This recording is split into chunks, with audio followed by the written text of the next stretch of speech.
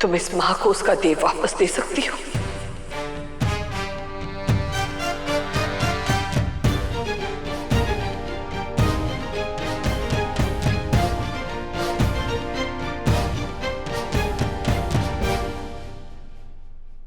मैं देव सर ने लौटा दूंगी।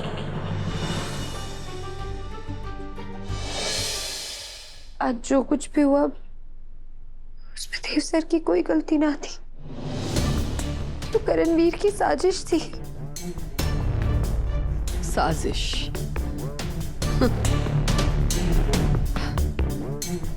बचपन से लेके आज तक देव ने कभी हमसे ऊंची आवाज में बात तक नहीं की। आज जो उसने किया वो हम कभी सपने में भी नहीं सोच सकते थे।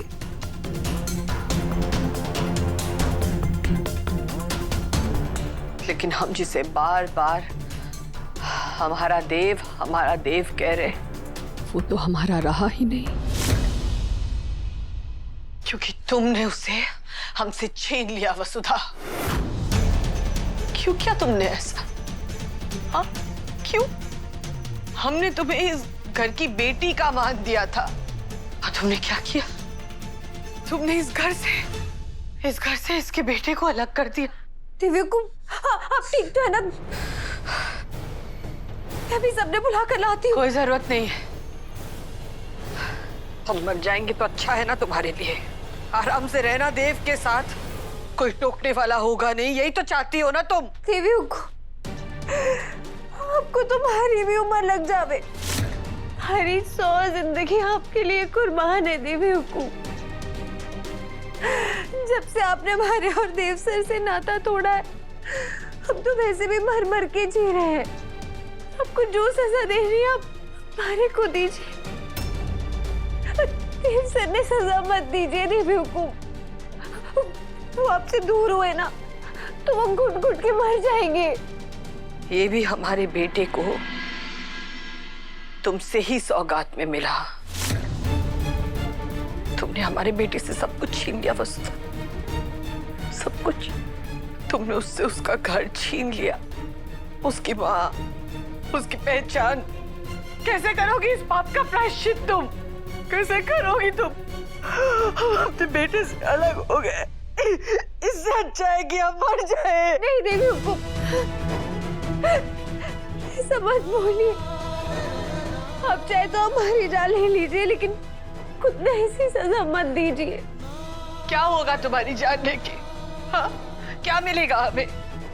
कुछ देना है ना तो हमें हमारा बेटा वापस दे दो। दे सकती हो, बोलो। नहीं ना? देवी का दर्जा देती हो हमें, ठीक है तो चलो। आज हम तुम्हारी भक्ति की परीक्षा ले रहे हैं, लेकिन हमें पता है कि तुम इस परीक्षा में असफल रहोगी, क्योंकि तुम एक खुदगर्ज इंसान हो, जिसकी भक्ति भी झूठी है और नियत भी।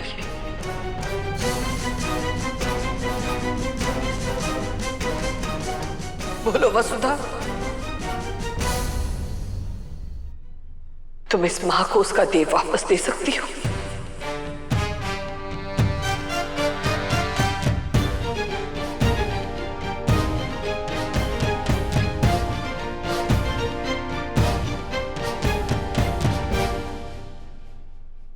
मैं देव सर ने लौटा दूंगी।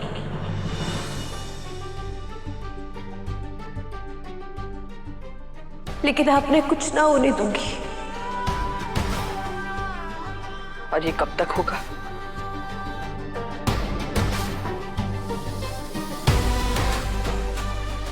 पंद्रह दिन के अंदर देव सर आपके पास होंगे।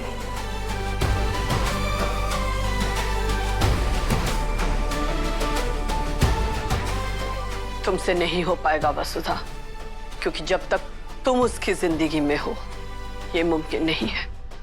ऐसा करने का सिर्फ एक ही उपाय है, तुम्हें देव को छोड़ना होगा।